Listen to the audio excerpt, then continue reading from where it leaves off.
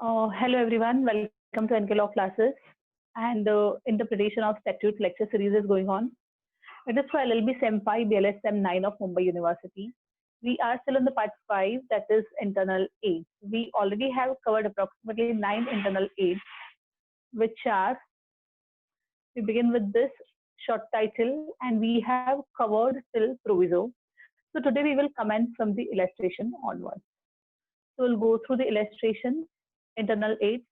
So you all are aware now internal aids मतलब something which is part of the statute or enactment itself. The court, if there is any confusion, if two meanings are provided for interpretation, the court will first seek the help of internal aid. मतलब act के अंदर section के अंदर का ही कुछ चीज है जिसको कोर्ट ढूंढेगी और उसके बाद में court will see for the other help like and all that. So first internal aid तो approximately 19-20 है, मतलब all these are the parts of the statute itself. उन सबको समझना और उन सबको इंटरप्रीट कैसे करना वो किसी भी लॉयर के लिए बहुत इंपॉर्टेंट है. So today we will do the 10th one, illustration. Illustration आप लोग ने अभी तक बहुत बार पढ़ लिए है. बिगिनिंग जब आप लोग का 3 इयर्स वालों का, इनफैक्ट 5 इयर्स वालों का भी एक्ट, तो फर्स्ट आप लोग ने कॉन्ट्रैक्ट एक्ट ही पढ़ा. थर्ड ईयर में आके 5 ईयर वालों के फर्स्ट सेमेस्टर में ही था कॉन्ट्रैक्ट एक्ट. उसमें आप लोग ने अनड्यू इन्फ्लुएंस, कोवर्जन वगैरह पढ़ा था. प्री कंसेंट वाले टॉपिक में सेक्शन 15-16 वगैरह में, तो उसमें अनड्यू इन्फ्लुएंस में कुछ कुछ इलस्ट्रेशन दिए थे. Like a very aged patient goes to the doctor. Doctor takes undue advantage of that weakness and agedness of the patient and charges extraordinary and all that. That was undue influence. Where son borrows loan from the father. Father knowing that son has no other means, he charges double the rate of interest from the son. So वो जो illustration थे, so those illustrations were part of the barrack. Similarly, फिर next semester में आप लोग को IPC आया. IPC में तो आप लोग ने हर एक offense के भर भर के illustration पढ़े हैं. Be it culpable homicide, be it murder, be it theft, be it criminal breach of trust, be it misappropriation, be it defamation, be it whatever thing, हर एक चीज के मोस्टली आईपीसी के अंदर इलस्ट्रेशन दिए गए हैं. मैंने इसे इलस्ट्रेशन दिए गए मतलब it is very much part of the enactment. मतलब कि आप कोई भी टेक्स्ट बुक रेफर करो, illustration will always be the same. आप ऑनलाइन नेट पे से भी देखो, इंडिया कानून वगैरह, वकील नंबर 1 वगैरह, बहुत साइट्स है जिसमें ये आते हैं आपके,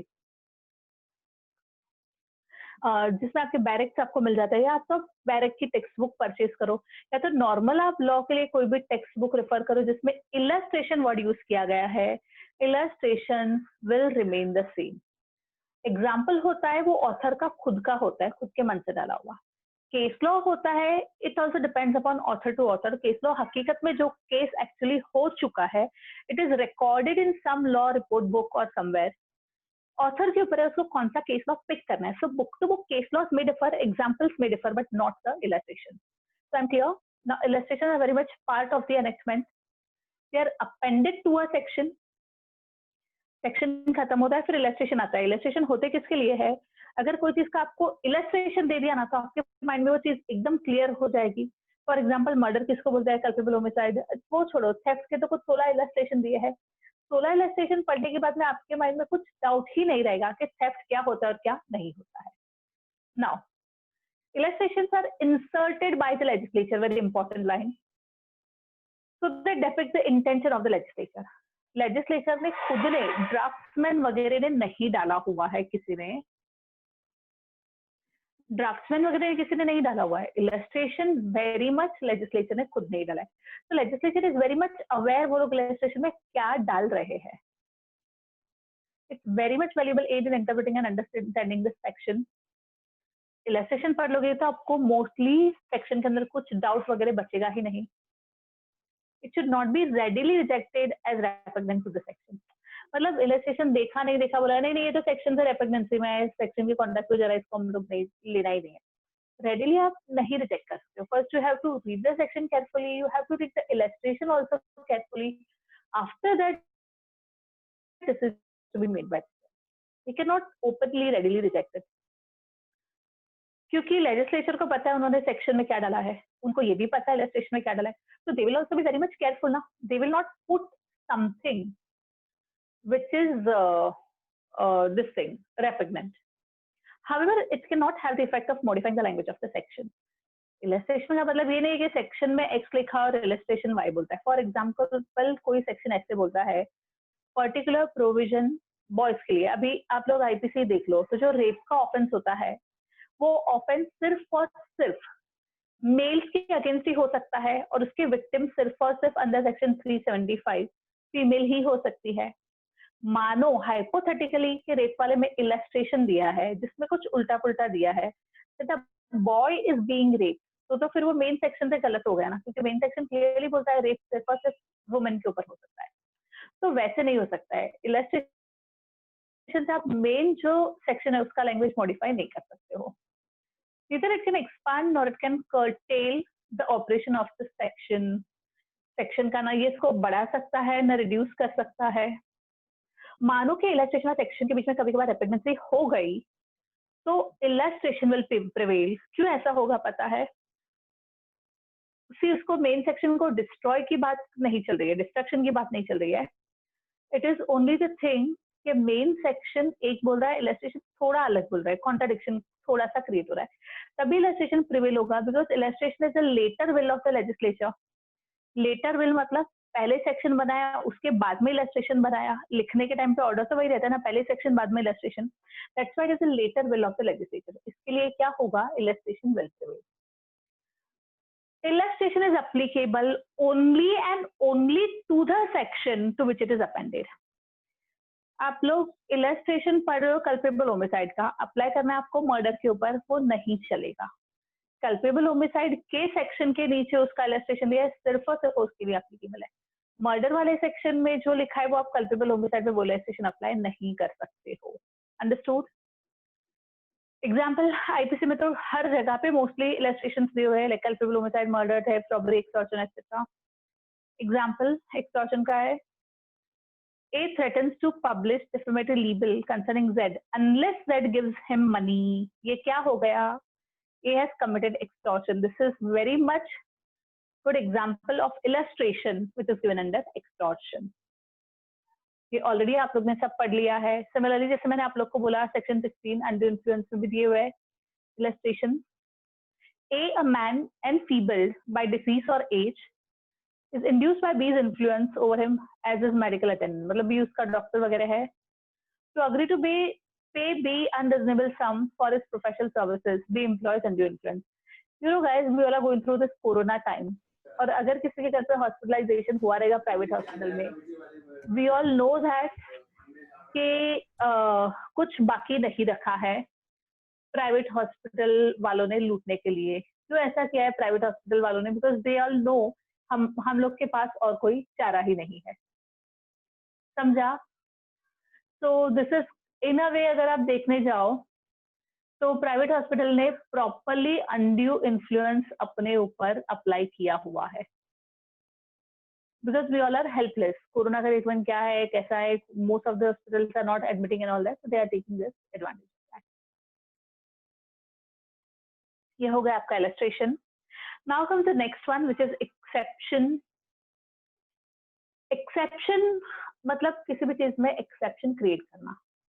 नाउ फॉर एग्जांपल आई से आईओएस का आज का लेक्चर सभी बैठेंगे except so and so person. मैंने एक दो जन के नाम लिए, मैंने क्या किया? एक्सेप्शन क्रिएट किया, ये लोग के अलावा बाकी सब बैठेंगे. तो पहले आई विल से सभी बैठेंगे, उसके बाद में I will say except so and so person. तो हमेशा पहले मेन सेक्शन आता है, उसके बाद में उसका एक्सेप्शन आता है ना. Exceptions are appended to the sections to exclude something which would otherwise fall under the purview of the section. अगर ये एक्सेप्शन नहीं दिया रहता तो वो चीज भी सेक्शन के अंदर ही आ जाती. किसी पर्टिकुलर चीज को एक्सक्लूड करना है तो फिर एक्सेप्शन क्रिएट करना पड़ेगा. It indicates and confirms that the things are not exempted are covered under the main provision. जो भी चीज को एग्जाम्पशन नहीं मिला है वो सब चीजें कवर्ड है. आप लोगों को अगर याद रहेगा तो आईपीसी में आप लोगों ने एक पूरा चैप्टर जिसमें नेट 40 सेक्शंस है 40 नहीं 30, sorry I am so sorry, 30 sections है। वैसे एक पूरा चैप्टर जनरल एक्सेप्शन करके आप लोग ने पढ़ा है। जनरली आप लोग मर्डर की डेफिनेशन पढ़ोगे तो क्या आएगा, अगर किसी बंदे ने किसी को जानबूझ के विद इंटेंशन मार दिया, he has committed murder. But in that exceptions were there, जो आप लोग ने एक्सेप्शन वाले चैप्टर्स के अंदर पढ़े हैं। The first one would be what, मतलब बहुत सारे एक्सेप्शन है उसमें। If the person is of unsound mind तो फिर वो मर्डर नहीं गिना जाएगा। You people have also studied इसका relevant case law. Raman Raghavan, Mumbai का स्टोनमैन जो था, लेट 60s में मुंबई के जो फुटपाथ ड्वेलर्स थे, 14-15 लोगों को उसने मार दिया था। इवेंचुअली क्या हुआ, वो पकड़ा भी गया। He agreed everything, he confessed everything, he showed his weapons, why he was doing everything to Mumbai police, सब उसने गुनाह गुनाह कबूल कर लिया। But then there was a 3 doctors team from the Nair hospital who declared him a person of unsound mind. और उसकी वजह से क्या हो गया, उसका जो मर्डर का चार्ज था 15 लोगों को मारने के बाद वाला, that got converted to culpable homicide and all that, and basically उसका जो डेथ सेंटेंस था that got converted into life imprisonment। तो वो पकड़ा गया कुछ 70s में, early 70s, 73, 74 something like that. वो जेल में ही था। 95 में मल्टीपल ऑर्गन फेलियर की वजह से उसका नेचुरल डेथ हुआ हॉस्पिटल में। तो वैसे होता है। या फिर द पर्सन चाइल्ड, आप लोग ने वो भी पढ़ा है, जुवेनाइल लोगों के against most of the charges नहीं लगते हैं, specially if the child is between the age of up to 7 years। उसने भले ही इंटेंशनली मर्डर किया है, फिर भी it will not be considered as murder. 7 to 12 वाले वगैरह जो होते हैं उनको फिर भी देखा जाता है कि whether they were able to understand और not and all that. Okay, so that is the thing. तो ये एक्सेप्शन आप लोग ने पढ़ा है। एक्सेप्शन इज एग्जाम्पशन, जहाँ पे भी एक्सेप्शन नहीं है तो फिर वो चीज उसके ऊपर अप्लाई करेगी। फिर सेक्शन नंबर 100 बोलता है ये 7 चीजें अगर हुई तो फिर आपने किसी को किल किया है, still it will not be considered murder. तो उसमें 7 चीजों में फर्स्ट चीज थी, if you wouldn't have killed the other person, opponent would have killed you. मतलब आपके ऊपर डेथ का फियर था और उसकी वजह से आपने सामने वाले को मार दिया, that is not a murder. या तो आपको ग्रीवियस हर्ट का, बहुत सीवियर इंजरी का डर था और वो आपको प्रिवेंट सेल्फ डिफेंस के चक्कर में आपने किसी को मार दिया। सेल्फ डिफेंस वाला है ना सेक्शन नंबर 100। एसिड अटैक हो रहा है, रेप हो रहा है, अननेचुरल ऑफेंस हो रहा है, किडनैपिंग हो रहा है, और उस केस में अगर आपको सामने वाले को मारना पड़ा, it will not be murder. तो वो सब सेल्फ डिफेंस में जाएगा, that was exception. Now in case of repugnancy the main section will prevail. An exception can not be given an interpretation that destroys the enacting provision. Repugnancy है, पहले जमाने में एक व्यू था कि नहीं नहीं मेन सेक्शन ही प्रिवेल करेगा, एक्सेप्शन नहीं प्रिवेल करेगा। बट देर आर केसेस जब you know decision has been given based on the exception and not the main section, because exception again like the proviso और illustration is a later will of the legislature. पहले main section आता है, बाद में exception आता है। It means legislature ने सोच समझ के एक्सेप्शन डाला है, क्रिएट किया हुआ है। So it should prevail over the substantive part of the enactment। अपने कॉन्स्टिट्यूशन पढ़ने के टाइम पे भी exceptions पढ़े हैं, like Article 15, no discrimination only on the basis of religion, race, caste, place of birth, sex, etc। फिर उसमें 3-4 exception दिए हैं। हाँ, अगर वुमेन चिल्ड्रन के लिए स्पेशल प्रोविजन बनाना है तो कर सकते हो, SC ST OBC के लिए करना है तो कर सकते हो। तो वैसे कुछ कुछ एक्सेप्शन थे। तो वो तो मेन सेक्शन बोलता है कि अरे कोई डिस्क्रिमिनेशन नहीं होना चाहिए। फिर खुद लेजिस्लेचर ही बोला है इन लोगों के लिए अगर आपको डिस्क्रिमिनेशन करना है तो we are okay. And same of section 14, equality before the law and equal protection of the law. Reasonable classification was nothing but a kind of exception only. Now section 300 जो मर्डर है उसमें तो 5 exception दिए हुए हैं, grave and sudden provocation and all that. Nanavati वाला बहुत famous case आप लोग ने पढ़ लिया है उसमें। तो अगर आपका केस अभी कभी कभार एकदम क्लियर कट मर्डर का केस है, जो डिफेंस लॉयर होता है उसको पता है कि मेरे क्लाइंट ने किया है, बचने का कोई चांस नहीं है, then he will not focus it is not murder, he will concentrate on these 5 exception. अगर ये 5 एक्सेप्शन में से एक में भी मेरे क्लाइंट का केस बच गया ना, तो क्या होगा कि वो बंदा मर्डर में से कल्पेबल होमिसाइड में शिफ्ट हो जाएगा, तो उसका जो पनिशमेंट है ना वो रिलेटिवली लेसर हो जाएगा। तो that is all about the exception.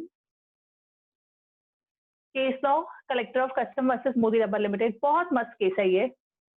यहाँ पे जो रिस्पोंडेंट था ना मोदी रबर, उसने कुछ सेरिन बुटाडिन लेटेक्स इंपोर्ट किया था।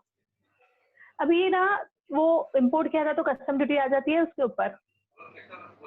सेंट्रल गवर्नमेंट जो है ना, उसका एक एग्जाम्पशन नोटिफिकेशन आया था, pursuant to which central government had exempted from custom duty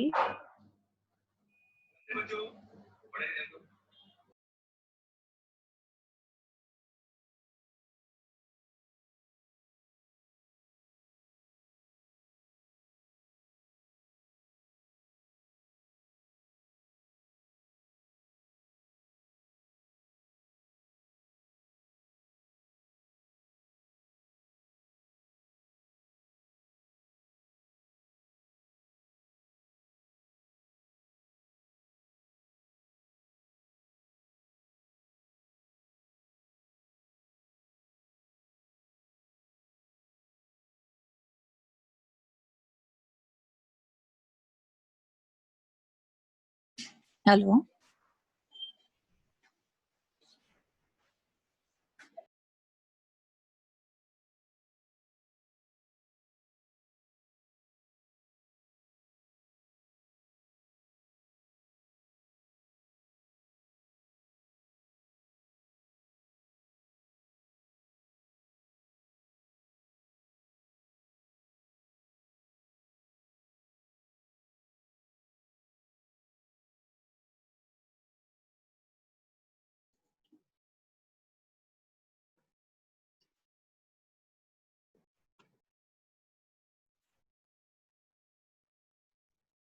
hello, one minute. So I'm starting with recording. So अभी एग्जाम्शन क्या था, ये जो दो चीजें हैं, styrene butadiene rubber and oil extended styrene butadiene rubber जो है, ये दोनों चीजों के ऊपर वाला जो एग्जाम्शन है वो अप्लीकेबल नहीं होने वाला है। अभी this exemption was denied to the respondents on the ground that under clause 1A styrene butadiene latex was not entitled to it. Government ने दो चीजें बोली, styrene butadiene rubber and oil, जबकि अपना जो रिस्पोंडेंट था उसने क्या इंपोर्ट किया था, सिरिन बुटाडिन लेटेक्स। इसके लिए उसको बोल दिया गया कि जो एग्जाम्पशन है ना 1A वाला, that is not applicable to you. तो एग्जाम्पशन के बेसिस वाला ये केस लॉ है। Second case law is director of secondary education versus Pushpendra Kumar. तो बेसिकली यहाँ पे ऐसा है, यूपी का कुछ ऐसा लॉ था, इफ सम पर्सन डाइज तो उसके जो डिपेंडेंट होते हैं ना, टीचिंग नॉन टीचिंग स्टाफ में अगर कोई लोग है तो उन लोगों को ऑटोमेटिकली वैकेंसी मिल जाएगा, मतलब उन लोगों को वो पोस्ट पे हायर कर लेंगे। तो उसके रिगार्डिंग कुछ बहुत लंबे चौड़े नोटिफिकेशंस वगैरह थे। तो उसमें this case was rotating around that कि कौन सा एक्सेप्शन है, किसके ऊपर एप्लीकेबल होगा, किसके ऊपर एप्लीकेबल नहीं होगा। So this was about the exception. Then comes again the very interesting part जो आप लोगों ने अभी तक पढ़ा है, that is explanation. Explanation भी आप लोगों ने बहुत बार पढ़ लिया है, IPC वगैरह में, कॉन्ट्रैक्ट में भी आया था, कंपनीज एक्ट में भी एक्सप्लेनेशन आया था। So these are also very much part of the main statute enactment. These are inserted in the statute for the purpose of explaining the meaning of particular provision to which it is applicable. Particular section के नीचे ही explanation दिया रहता है, so that that section can be understood in a much better manner. So it removes a doubt that may arise if the explanation would not have been provided. अगर मानो कि जहाँ पे explanation provided किया गया है वहां पे explanation नहीं provide किया गया रहता ना, तो बहुत ही confusion या ambiguity create हो जाता। By providing explanation, legislature का attempt क्या है, clarity provide कर दो।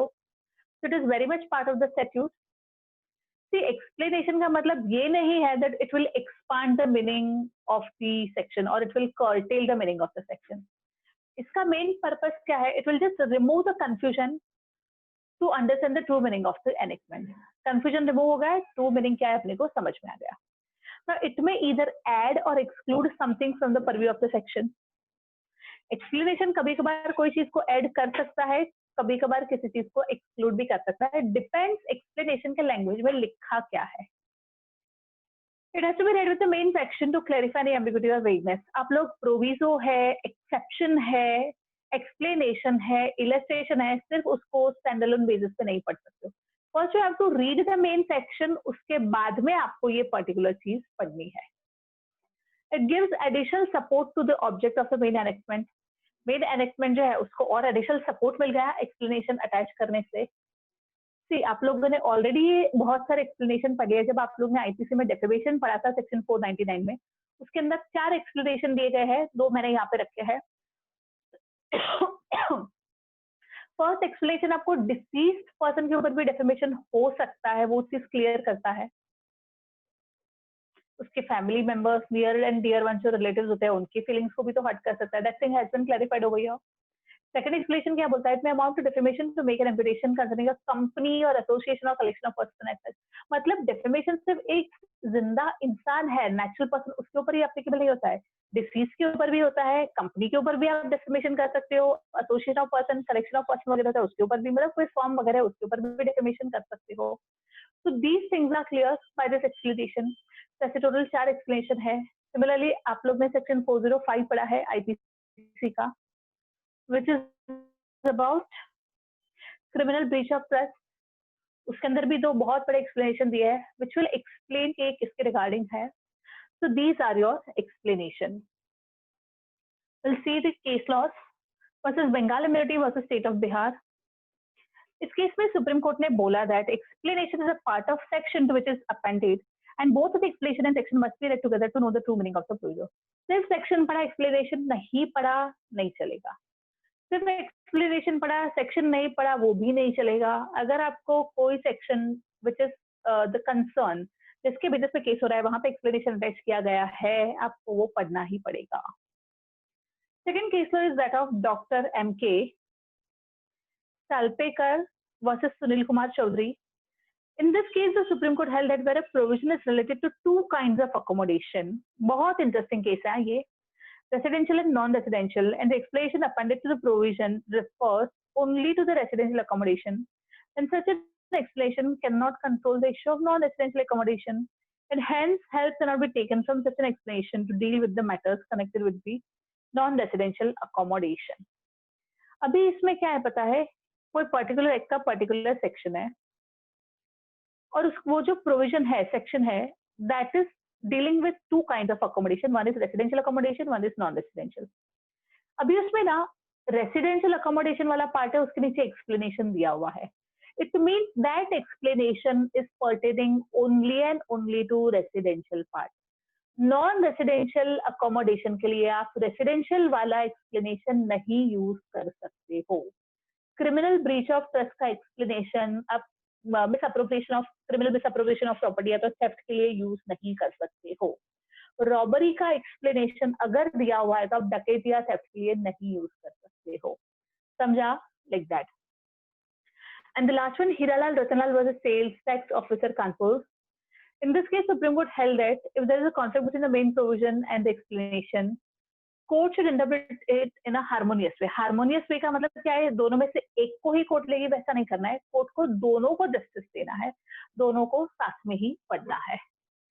सो guys we pause over here, explanation तक के आज के हमारे हो गए internal as.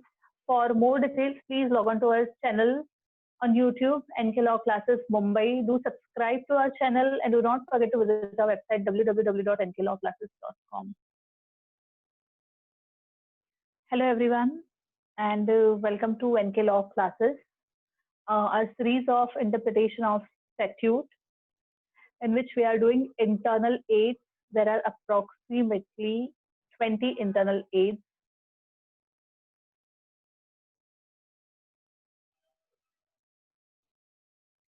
So we are doing interpretation of statute, LLB Sem 5, BLS Sem 9 of Mumbai University curriculum, internal aids. There are approximately 20 internal aids. So today we will be doing 2 more schedules and rules, and if the time permits, we'll also cover repealing and finality clause. So we'll go through the schedule slide.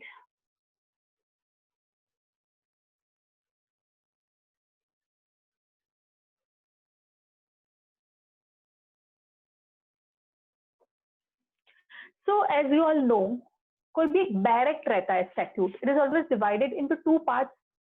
One is sections, one is schedules. Section के बगैर का कोई बैरेक्ट exist ही नहीं कर सकता है, but there may be बैरेक्ट जिसके अंदर स्केड्यूल्स नहीं रहेंगे, मतलब स्केड्यूल्स आर नॉट मैंडेटरी, अगर है तो है, नहीं है तो नहीं है। कितने स्केड्यूल्स होने चाहिए वैसा भी कोई रूल नहीं है। टिपिकली सेक्शन जहाँ पे खत्म होते हैं उसके बाद में शेड्यूल्स चालू होते हैं। और शेड्यूल्स क्यों सेक्शन के बाद में दे रहता है, क्योंकि typically schedules will contain long list of something. तो वो लिस्ट को अगर आपने मेन सेक्शन में डाल दिया ना, तो पूरा मेन सेक्शन भी आपका बिगड़ जाएगा, बहुत लेंदी हो जाएगा एंड ऑल दैट। तो मेन सेक्शन को एज इट इज रख के वो सारी चीजें आप शेड्यूल्स में डाल दोगे। Now see, schedules are attached to the statute. They are very much part of the barrack. They are very much drafted by the legislature to clarify the detailed provision of one or more section or for the entire act. यहाँ पे भी listing होती है ना, जैसे आप लोगों ने कॉन्स्टिट्यूशन में शेड्यूल 7 बहुत बार पढ़ी है। शेड्यूल 7 किसके लिए होती है? Union list, state list, concurrent list, मतलब यूनियन गवर्नमेंट कौन सी चीजों के ऊपर लॉ बना सकती है, स्टेट गवर्नमेंट एंड दोनों किसके ऊपर बना सकती है। कॉन्स्टिट्यूशन के मेन बॉडी में वो चीज डाला रहता ना, तो वो बहुत ही कम्बरसम कंफ्यूजिंग हो जाता। तो बेटर उसको क्या किया, शेड्यूल के अंदर डाल दिया, क्योंकि वो लंबे चौड़े लिस्ट है, 100+ आइटम्स की लिस्ट है। समझा? नाउ ये general clauses act also comes into the place. It is also defined schedule. It means a schedule to the act or regulation to which the word occurs. मतलब ये schedule may be there in the regulation or it may be there in the act. Every statute does not contain schedule. किसी किसी act में तो होता ही नहीं है, मैंने पहले ही बताया, जरूरी नहीं है कि होना ही चाहिए। They always place at the end of the act, section खत्म होने के बाद में ही। Generally, they deal with the manner in which the rights of claims under the act are to be asserted. We'll see what does it mean, rights of claims कैसे assert या deny हो सकते हैं। It also deals with the manner in which the power conferred in the act are to be exercised. The provision can be used to interpret the schedule. Power अगर कुछ दिए गए हैं एक्ट में तो वो कैसे एक्सरसाइज होंगे एंड ऑल दैट, तो शेड्यूल में डिटेलिंग दिया हुआ रहता है। कभी कभार किसी प्रोविजन में क्लैरिटी नहीं है, शेड्यूल की हेल्प लेनी पड़ती है। जैसे हम लोग सेक्शन 196 197 होता है कंपनीज एक्ट का, जिसमें एमडी का रेम्यूनरेशन, केएमपी वगैरह का रेम्यूनरेशन की बात आती है, सेक्शन 197 स्पेसिफिकली। तो उसके लिए ना शेड्यूल 5 में सब कैलकुलेशन दिए हुए है, तो इसका रेम्यूनरेशन कैसे कैलकुलेट करना है, क्या करना है ऑल दैट, तो वो हम लोग हमेशा रेफर करते हैं। सिर्फ सेक्शन 196 या 197 पढ़ के आप वो चीज इंटरप्रेट नहीं कर सकते हो unless and until you study the schedule. So basically, schedule often acts as an explanation to the act. Case laws, schedule के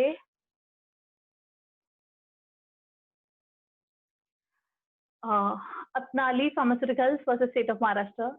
In this case, the Supreme Court held that in case of a clash between the schedule and the main body of the act, the main body of the act will prevail and the schedule has to be rejected. But ये कैसा है ना, depends upon case to case. कहाँ पे section powerful है, कहाँ पे schedule powerful है। कॉन्स्टिट्यूशन के बहुत सारे जो झगड़े होते हैं यूनियन और स्टेट के बीच में, तो शेड्यूल 7 के बेसिस पे ही सुप्रीम कोर्ट को वो सॉल्व करने पड़ते हैं। उजागर Prince versus union of India. In this case, it was observed that the statute may be divided into sections and schedules for convenience.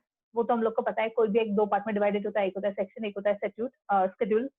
Schedule may contain a substantive enactment which goes beyond the scope of section in a statute to which the schedule is attached.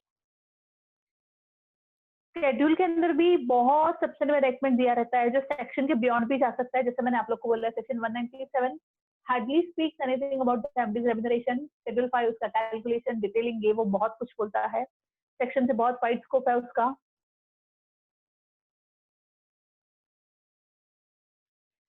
If the language of the schedule is clear and positive, it will prevail over the section. Schedule एकदम clear है, then it has to prevail over the section.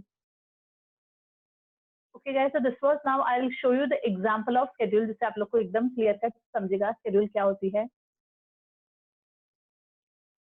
So see guys, can you see companies act के अंदर 7 schedules दी हुई है, 7 schedules are attached. We'll see schedule 1 which is memorandum and articles, जो आप लोग ने ऑलरेडी कंपनीज एक्ट में पढ़ लिए है।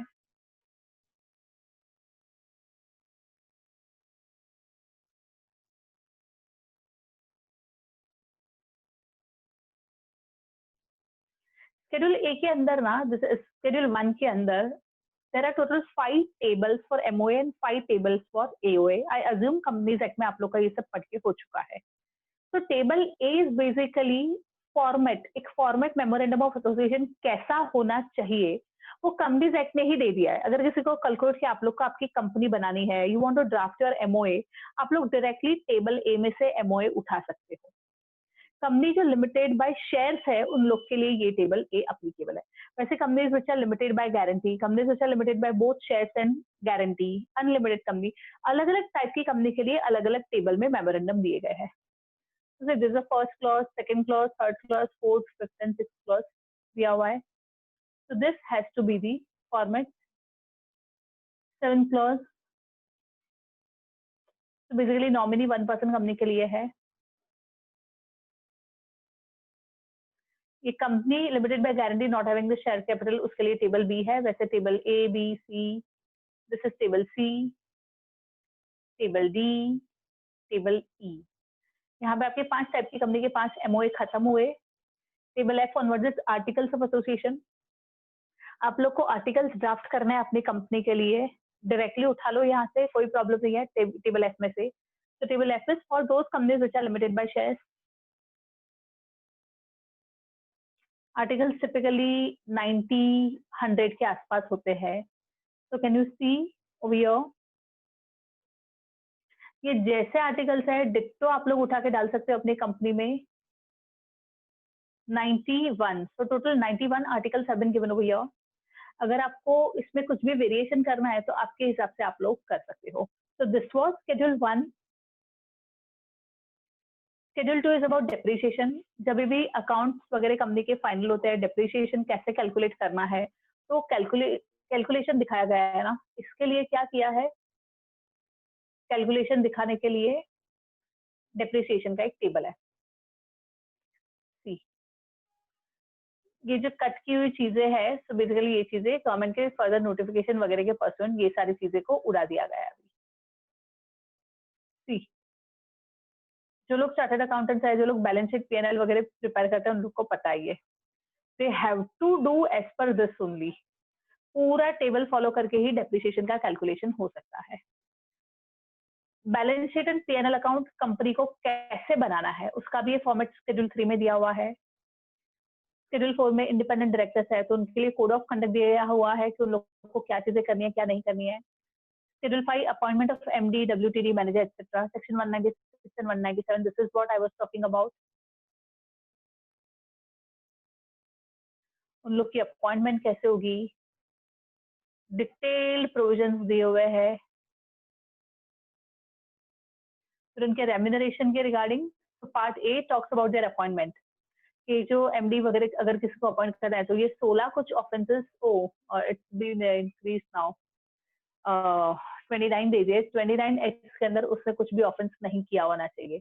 और भी अपॉइंटमेंट के रिगार्डिंग दूसरी कंडीशन है. फिर रेम्यूनरेशन उन लोग का कैसे देना है, I was talking about this table. ये टेबल वगैरह देख के आपको लिमिट सेट करनी है. तो अगर किसी कंपनी में आप किसी एमडी या तो डब्ल्यूटीडी या मैनेजर को अपॉइंट कर रहे हो, without referring this schedule you can't make the appointment and you can't fix there remuneration. Schedule 6 is about infrastructure project and schedule 7 is about CSR. कौन सी एक्टिविटी है जिसमें कंपनी सीएसआर में पैसा डाल सकती है, कौन सी एक्टिविटीज में कंपनी सीएसआर में पैसे नहीं डाल सकती है. तो ऐसे बहुत सारे एक्ट के पीछे आपकी शेड्यूल रहती है. कॉन्स्टिट्यूशन के पीछे भी आपकी शेड्यूल्स दी हुई है. तो schedules are very important part of the enactment. Okay, and the next in Title 8 what we are going to cover today is about the rules. See, अगर आप वैसे देखने जाओगे लीगल सेंस में तो रूल्स का मतलब भी लॉ ही होता है. ऑफन रूल्स रेगुलेशन हम लोग सिनोनिमस टर्म करके भी यूज करते हैं, बट स्ट्रिक्ट लॉ की सेंस में रूल्स एक्ट से बहुत अलग होते हैं. रूल्स जो होते हैं ना, that comes under the delegated legislation. Act parliament बनाती है, लेजिस्लेचर बनाता है. फिर वो क्या करता है, कभी कभार रूल्स में मतलब जिसमें टिपिकली प्रोसीजर्स करनी होती है ना, उसके लिए they delegate the power to the central और स्टेट गवर्नमेंट. तो उससे क्या होता है ना कि पार्लियामेंट या तो जो स्टेट लेजिस्लेचर उसका काम बहुत इजी हो जाता है. अभी ऐसा वो लोग क्यों करते हैं, अगर सब प्रोसीजर्स भी मेन एक्ट के अंदर डाल दी ना तो फिर जब भी प्रोसीजर में कुछ चेंजेस करना होता है, they have to go the same, follow the same procedure, 3 rounds of Lok Sabha, 3 rounds of Rajya Sabha, president का असेंट एंड ऑल दैट। तो एक वर्ड चेंज करने के लिए भी बहुत लंबा प्रोसीजर हो जाता है।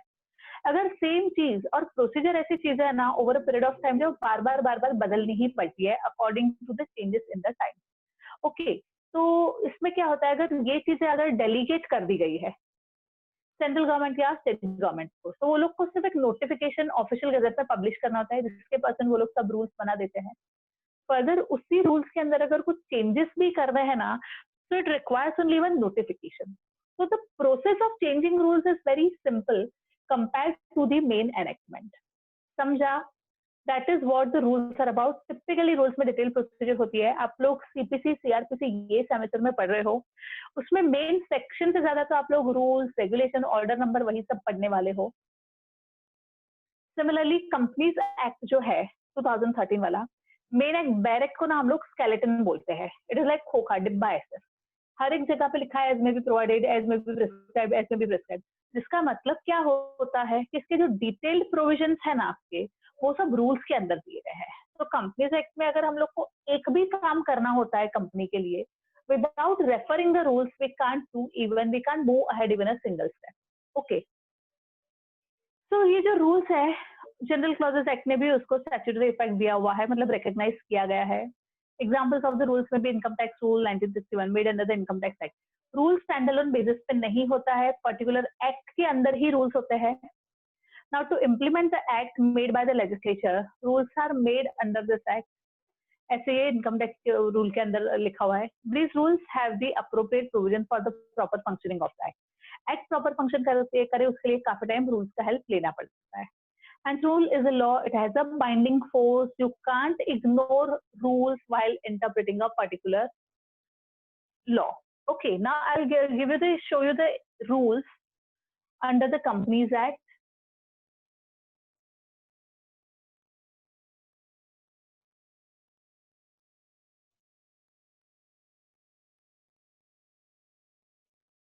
See, can you see all these are rules? कितने सारे रूल्स है, मतलब कंपनीज एक्ट के रूल्स में तो कैसा है ना कि जितने चैप्टर्स है ना कंपनीज एक्ट में, उन सभी के लिए कोई ना कोई रूल्स तो है ही। So we can just randomly go through 1 or 2 rules. For example, chapter 2 के अंदर का जो रूल्स है, द कंपनीज इनकॉर्पोरेशन रूल्स।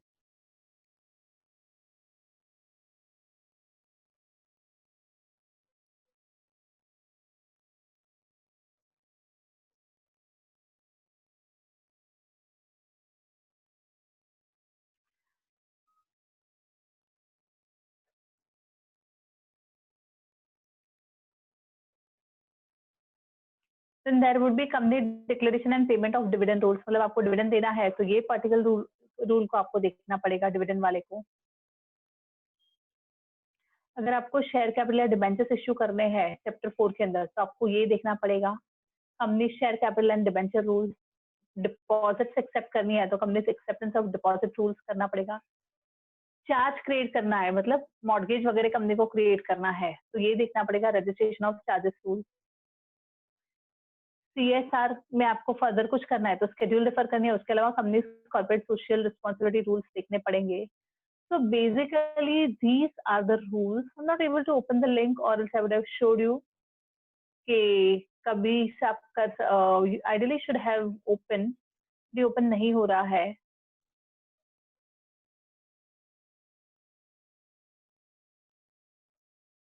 तो बेसिकली रूल्स के अंदर डिटेल लंबी चौड़ी प्रोसीजर्स वगैरह सब लिखी हुई रहती है कि ये रूल के परसेंट आप ये सब चीजें कर सकते हो। ये सेक्शन नंबर खुला है मेरा। So okay guys, the recording. So guys, we have opened now the company share capital and debenture rules 2014. आप जैसे देखोगे एक्ट की जैसा ही है, शॉर्ट टाइटल, कमेंसमेंट, डेफिनेशन भी रूल्स के अंदर दी गई है। एप्लीकेशन कहाँ पे कौन सी कंपनीज के ऊपर ये होगा, like all the unlisted company, all the private companies, listed company, सभी कंपनीज के ऊपर ये रूल्स एप्लीकेबल है। फिर इक्विटी शेयर्स फिर डिफरेंशियल वोटिंग राइट, उसके सब रूल्स है। अगर आपको इश्यू करना है तो ये सब रूल्स को आपको गो थ्रू करना पड़ेगा। शेयर सर्टिफिकेट जो फिजिकल फॉर्म में है, अगर आपको वो इश्यू करना है तो आपको ये सब रूल 5 के अंदर जो भी दिया है वो फॉलो करना पड़ेगा। इश्यू ऑफ रिन्यूड और डुप्लीकेट शेयर सर्टिफिकेट, उसके लिए रूल नंबर 6 आपको फॉलो करना पड़ेगा, पूरा मतलब पढ़ना पड़ेगा, one word you will have to read. Issue of sweat equity shares अगर करना है तो ये सब रूल 8 में जो दिया है वो सब पढ़ना पड़ेगा, and so on. Issue and redemption of preference shares है तो इसके इतने लंबे चौड़े आपके रूल्स है, and so on. So basically everything that deals with the share capital and debentures of the company. मैंने पहले ही बोला कि कंपनीज एक्ट का जो main barrack is like a skeleton, वो पढ़ के आपको कुछ आइडिया या प्रोसीजर नहीं समझेगा, कैसे क्या करना है वो सब चीजें आपको रूल्स के अंदर मिलेगी। So this was all about the rules, guys. Do not forget to visit our website www.nklawclasses.com, and also do not forget to subscribe our YouTube channel NK Law Classes Mumbai. And our series of interpretation of statute will go on. Thanks, guys, for viewing us.